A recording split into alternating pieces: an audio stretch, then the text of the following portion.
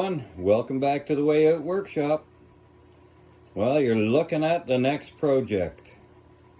I'll take you through it a little bit. So this is a chore horse charging set. It's 300 watt.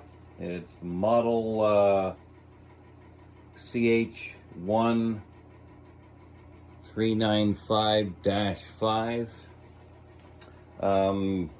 And what it is, it's a small generator sitting on top of a bigger generator in front of another generator. Anyway, this is, well, at least I think this is kind of cool. This was built early in World War II. You can see it's painted military brown, Canadian brown. It's kind of a brown green almost. I believe it's OD brown or something. Anyway, you can see this cool Canadian insignia on it with the different languages. If anybody knows what exactly they are, please leave a comment. It is pretty well complete. So far, the only thing that I see that's missing is the side plates for the control box here. Both of them are gone. I see this on a lot of them. I mean, they were obviously very small and held on with these tiny little screws here. That being said, who knows, it might have been an in-the-field modification, maybe for cooling purposes or something like that. Who knows? It seems a little weird that I see so many of these units with those side panels missing. But I think that's something that I can probably fabricate fairly easily. So it's missing that, and it's missing the muffler. So this is just some black iron elbows. I don't know if they are original to the unit. This union might be. I guess it's possible, because what they came with a muffler and a piece of about a 2 foot, maybe a 3 foot long piece of flex pipe. So they were designed that they could be run inside, and they could put the mufflers on the outside of the building or vehicle or whatever they were in, so they could keep it out of the elements, but, you know, get the dangerous exhaust outside. So it is a 4-stroke engine. I haven't really gotten into it yet, so there's the I'm assuming oil, and this it's got a tank on the bottom, and it feels like it's steel, and that's the gas tank down there. You can see it's got this protective cage around it, and it's a DC generator. It was designed to basically charge batteries for communications or whatever they needed the batteries for. It's not designed to power a communication system. It would cause too much interference. There's no filters in here or anything like that. Yeah, it's just designed to charge batteries.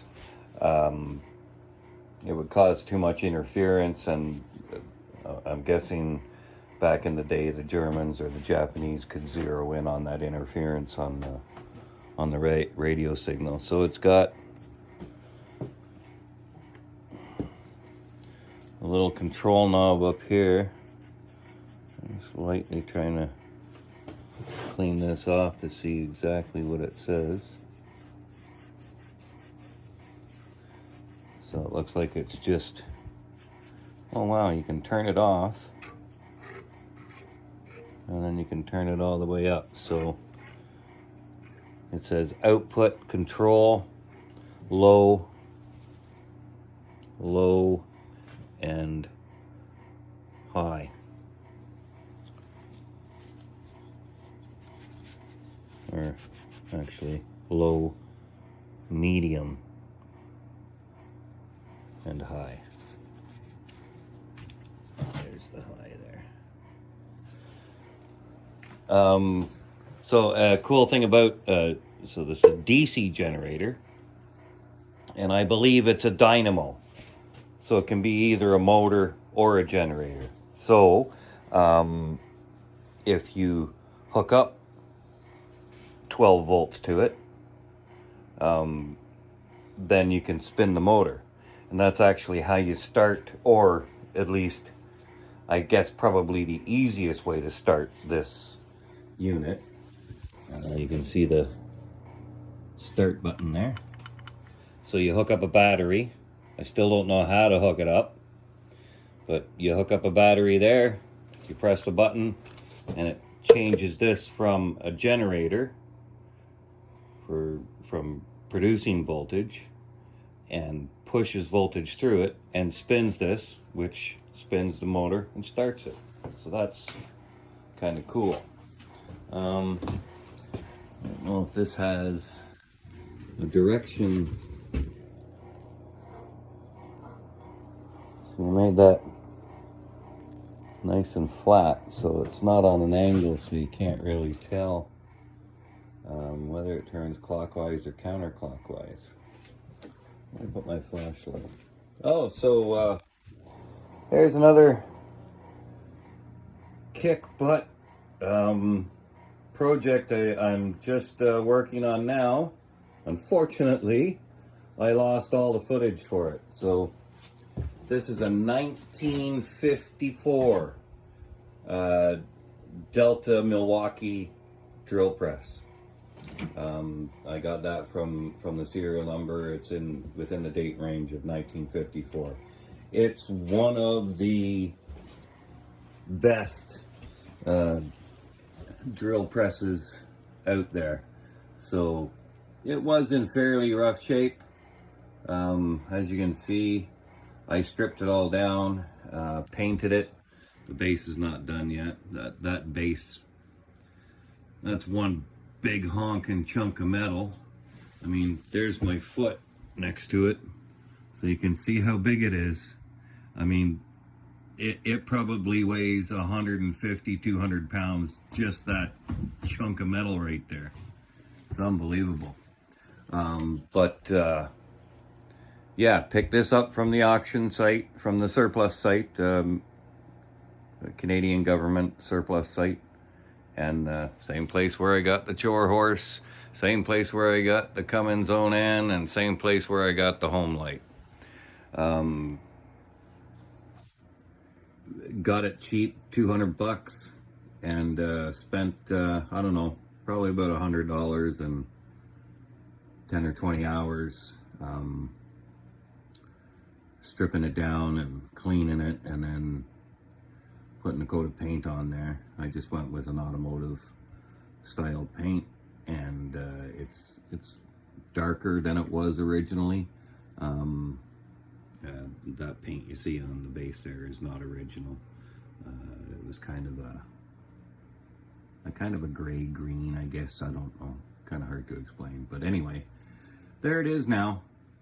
So anyway, back to the chore horse. So what we need to do here is try to figure out, first of all, how to hook up this battery.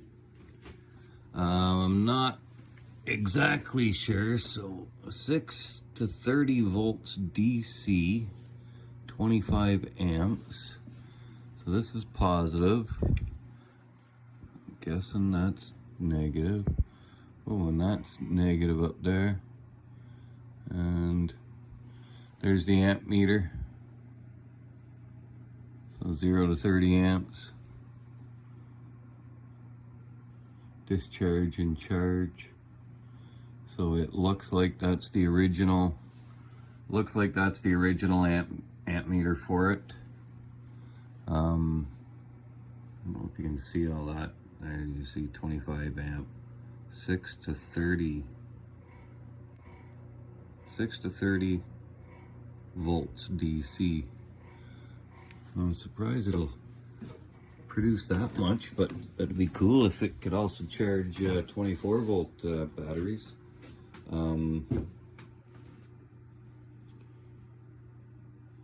So what I need to do here is go through everything and see if it'll run. So I did.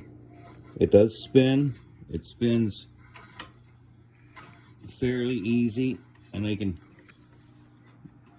probably hear that scratching, but I think it's just rubbing up against the shroud there. This thing here is kind of cool. So underneath that metal is not sure, to open, push down here, to close, press side. So it's kind of a cool little so there you go, press down and you hear that click and it opens. And I don't know, we'll figure out what all this is. Just kind of a cool little I mean, it looks like it's brand new in there. Press the sides. Oh, look at that. And that's on there nice and tight. That's kind of weird. And there's the cap for it. Put that back on there. Really basic. You know, press the button and start it. Or you could wrap the cord around the pulley there and start it that way. And kind of like the old home light there. Very simple. So there's the off switch right there. You just ground it out to that screw, I guess, and that shuts her down. Carburetor on this thing is, I don't know, it barely looks like it's a carburetor at all. But let me spin this sucker around and show you. So there's where the muffler goes again, right here. But we'll have to find something for that. I'd like to get an original one. So it's got this little oil bath air cleaner here, and it's designed to, so you push down and it kind of puts it down underneath the rail here. But anyway, right in there is the little carburetor. Look at that thing. It's like, it's nothing. I don't know if this is a choke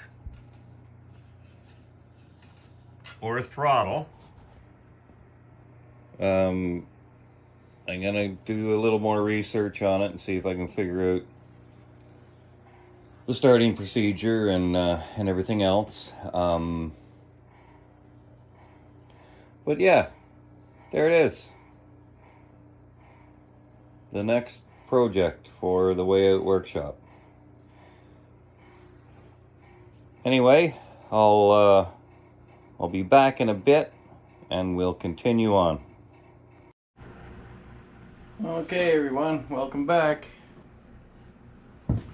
So, we're going to do a quick compression test on this to see what we're starting with. I've got the spark plug out, kind of a cool little Champion J8 spark plug, like original equipment.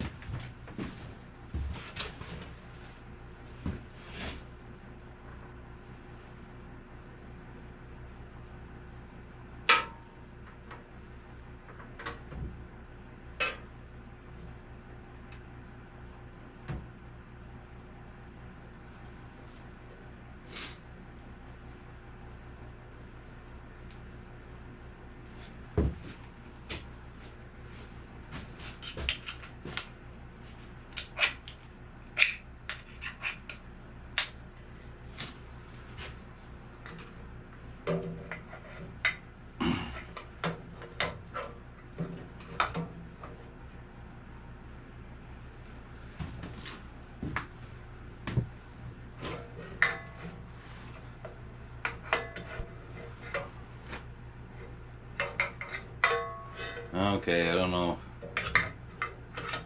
I'm just gonna set this here. I'll tell you what it says.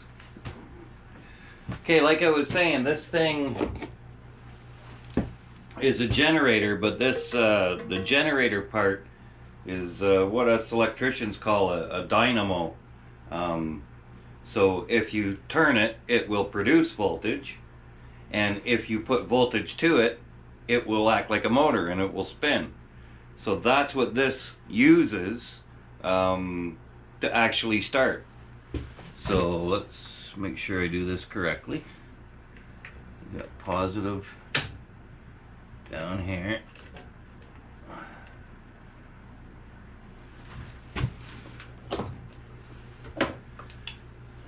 And we got negative here. So the booster pack that we repaired is still working, but I do definitely need a new battery for it. Okay, so let's see if we got, yeah, we got it right. Okay, so let's see what we got for compression.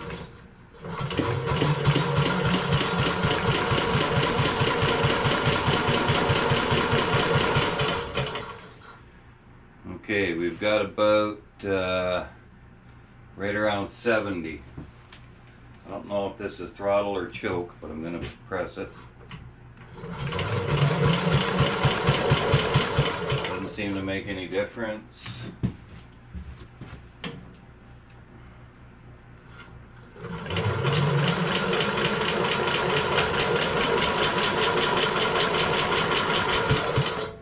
Okay, so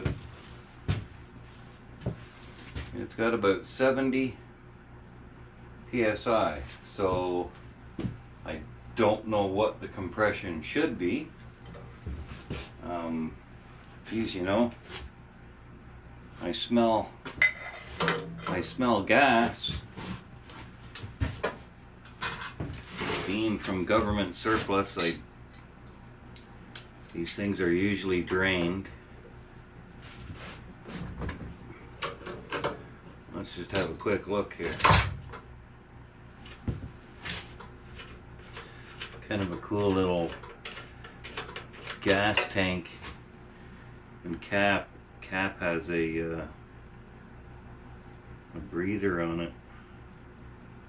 That's kind of neat.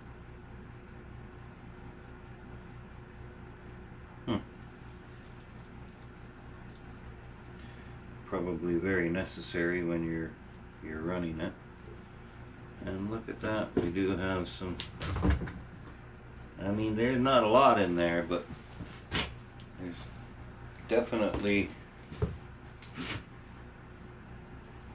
mean, it doesn't smell that bad.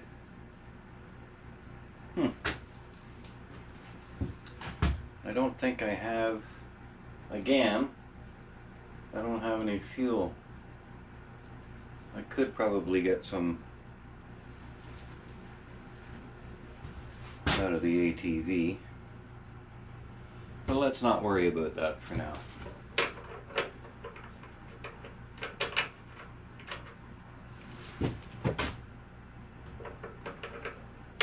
Get this back on there.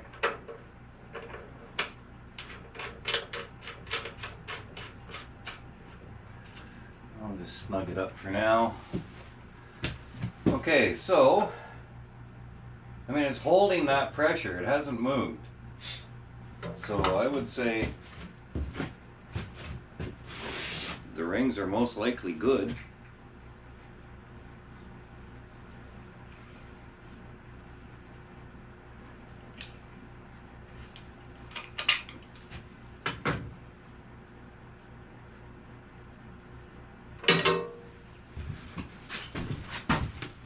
So next, what's the chances we have spark? Another thing, it's got that little brass finger tight nut for the spark plug. Kind of cool. Just everything's old style.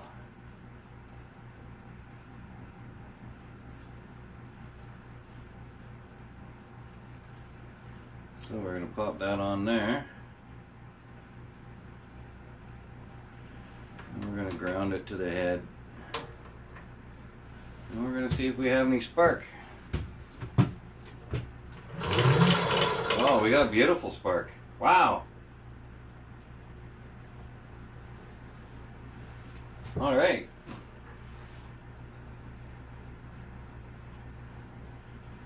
So there's absolutely no reason why this shouldn't start unless 70 pounds is not enough compression.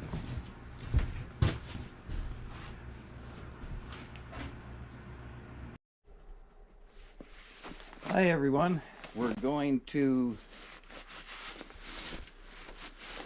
try to get this thing started. So I've cleaned it up a little bit.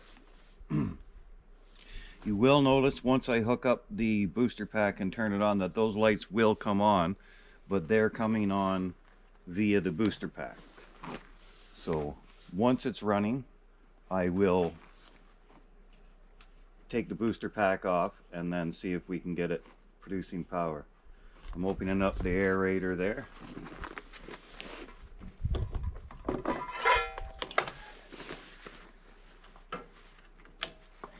And I've decided not to refinish it. I've just cleaned it and I'm going to leave it at that. It's the original paint from 1940-41, so I think it's best just to leave it like that. Okay, here we go.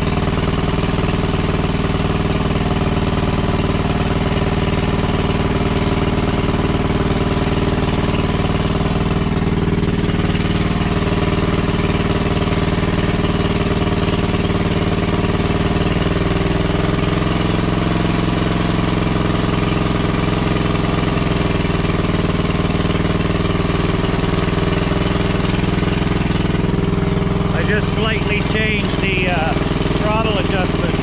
It's just a screw you turn in and out.